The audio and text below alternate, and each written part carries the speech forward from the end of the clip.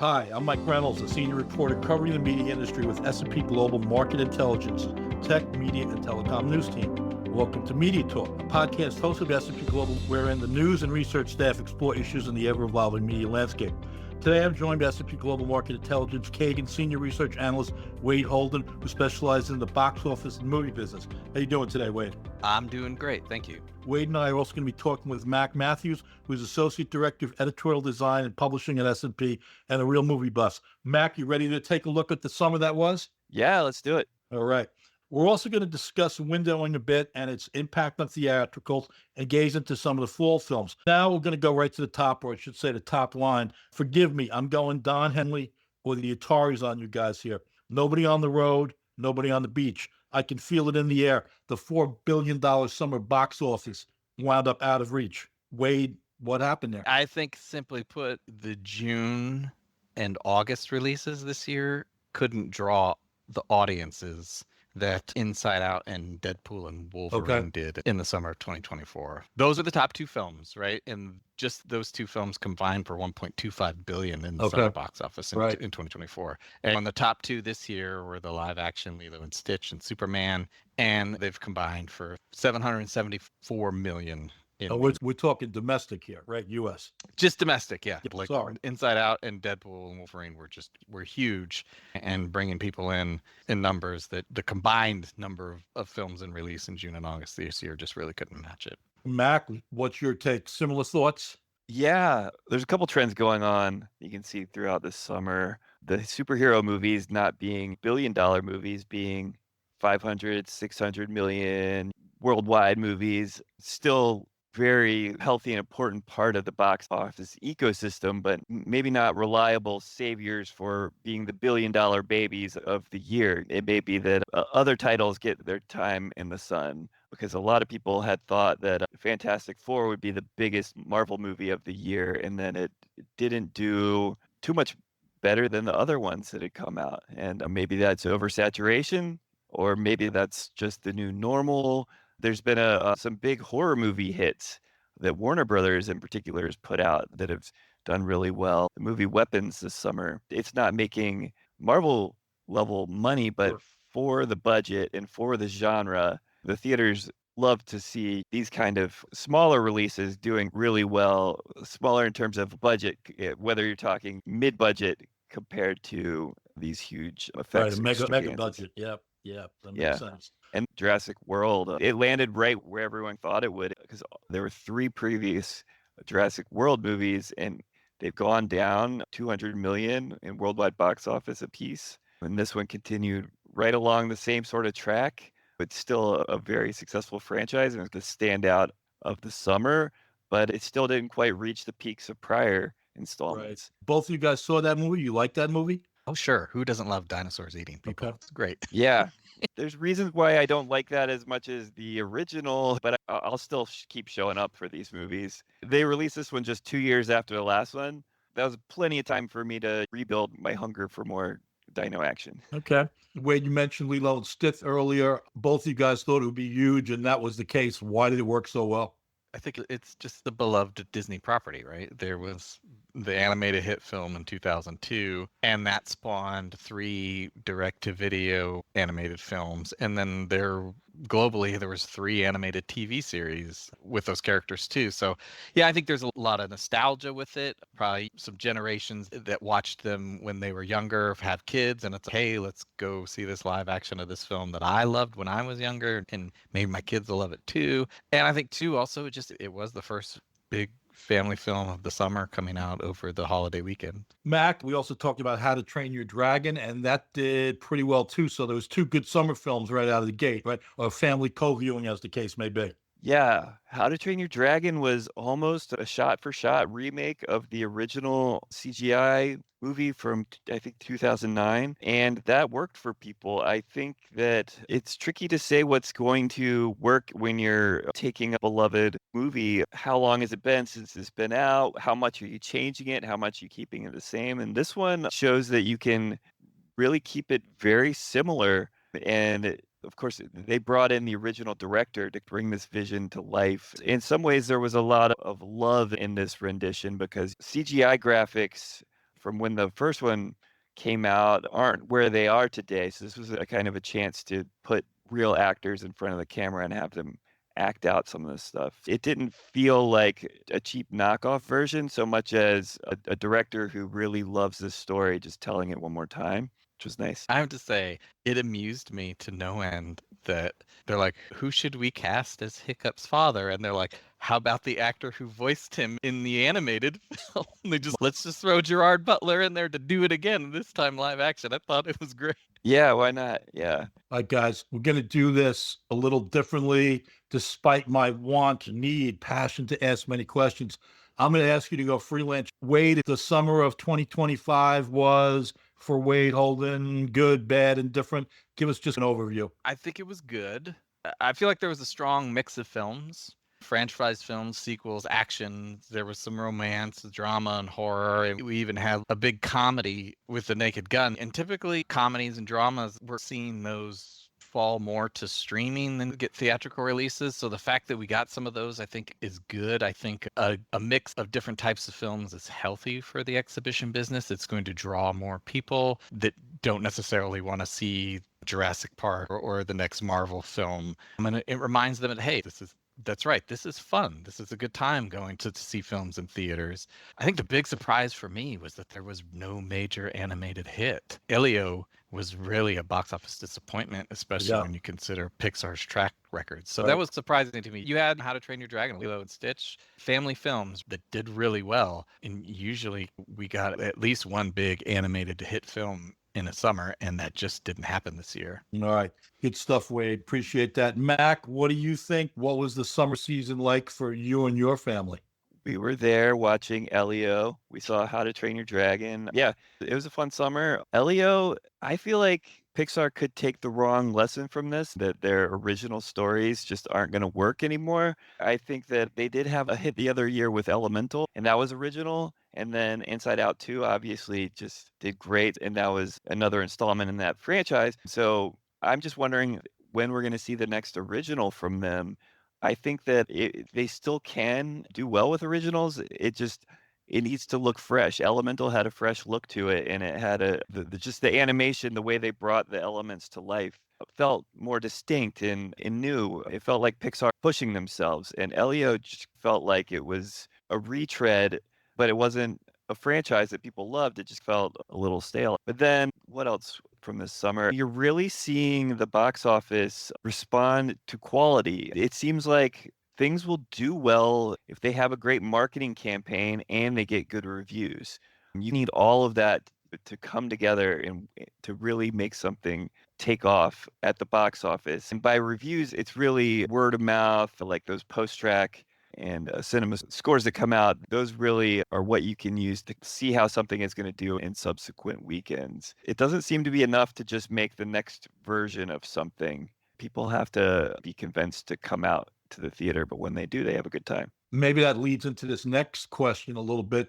Wade, you just published a piece, 2024 wide release films average less than 7 weeks in theaters. The time has continued to dwindle. Can you give us a little bit of a scorecard on how that's worked over the years?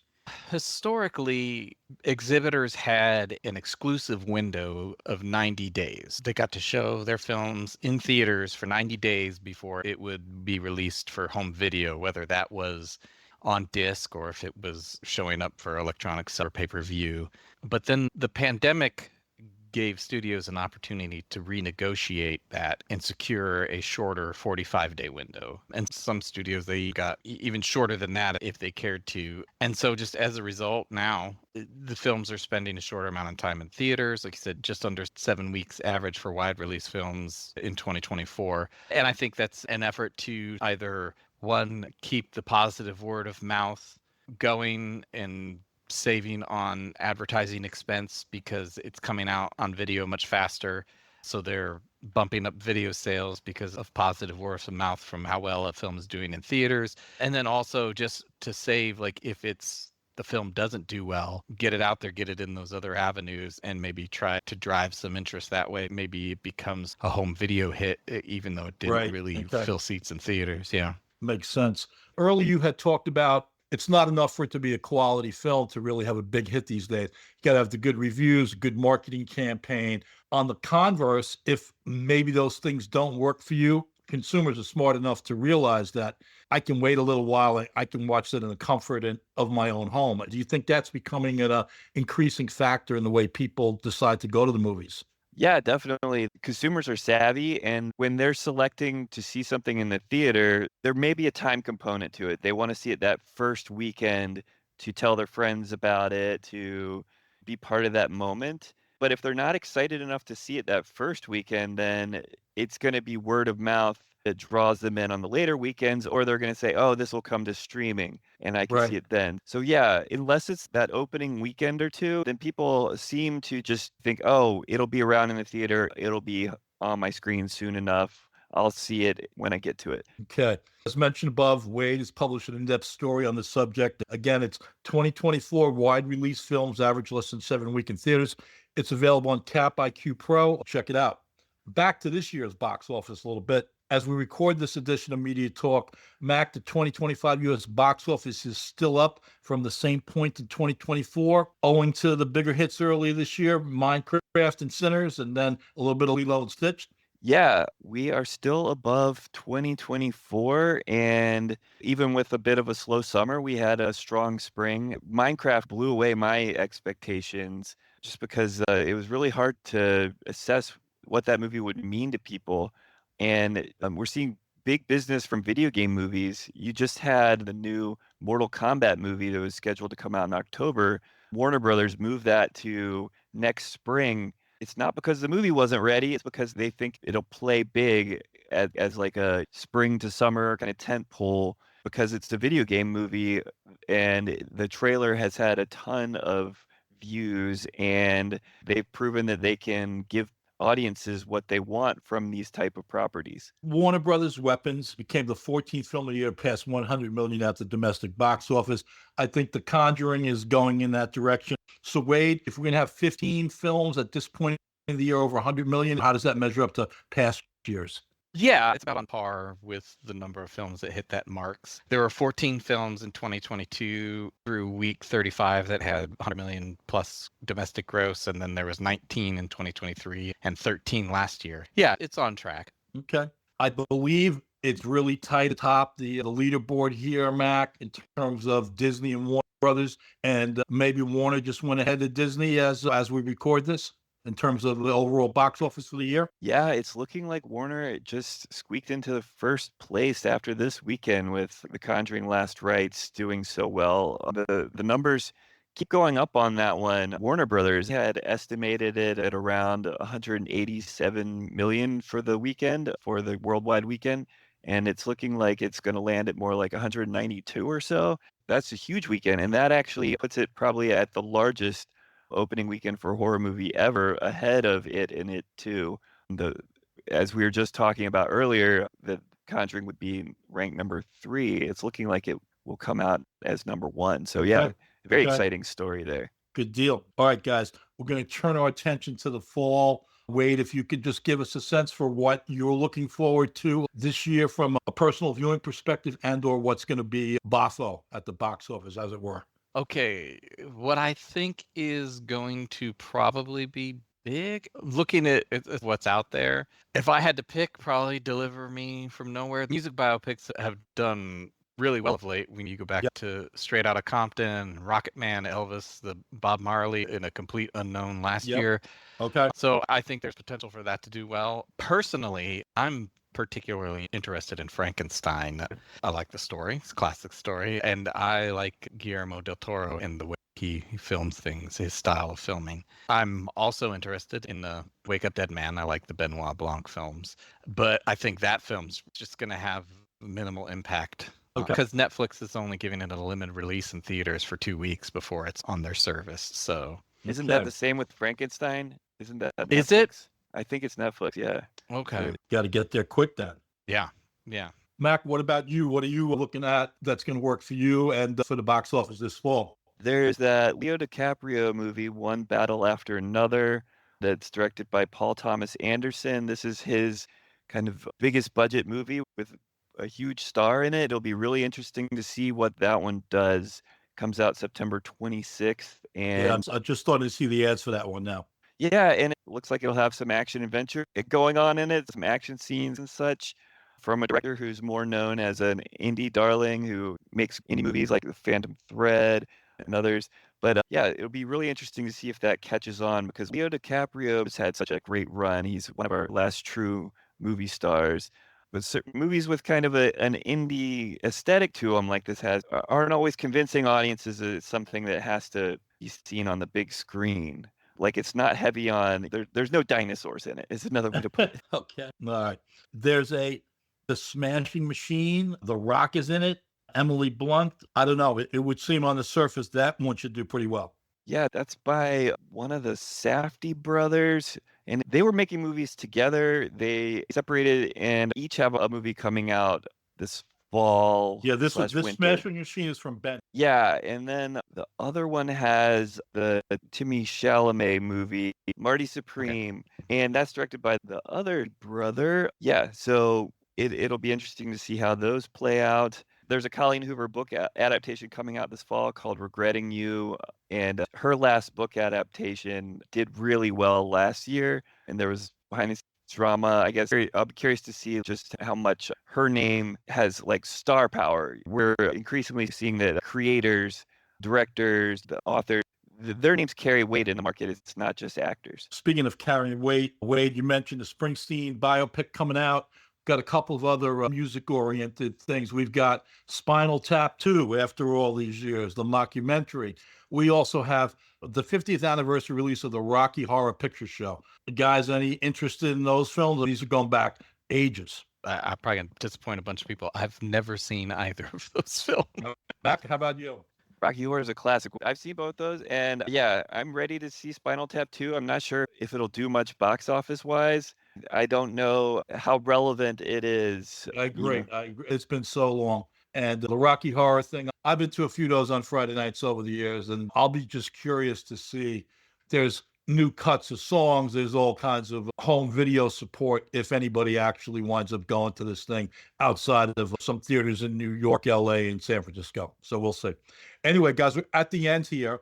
So as we look at the fall, Wade, fall's going to be good for the box office? I don't know. There wasn't anything that really drastically stood out to me on the calendar this year. That's typical. Things slow down after summer as studios get ready for the big year-end push with their holiday releases around Thanksgiving. So I don't know, to be honest with you. It could go either way. I think there's potential for some films, but I think it's questionable. I feel there's a chance that by the end of the fall season, 2025 is trailing 2024, which would be kind of disappointing. Mac, are you a little more optimistic about the fall?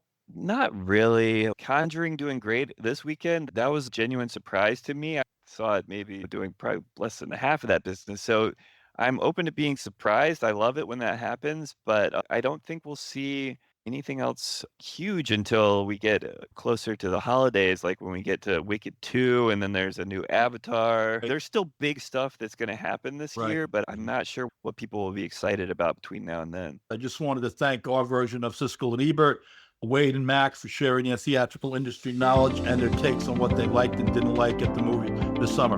We appreciate it, guys, very much. Thank you. Yeah, thank you so much. And this is Mike Reynolds. Thanks all of you for listening. Enjoy the films and some popcorn too. We'll catch up soon on the next episode of Media Talk.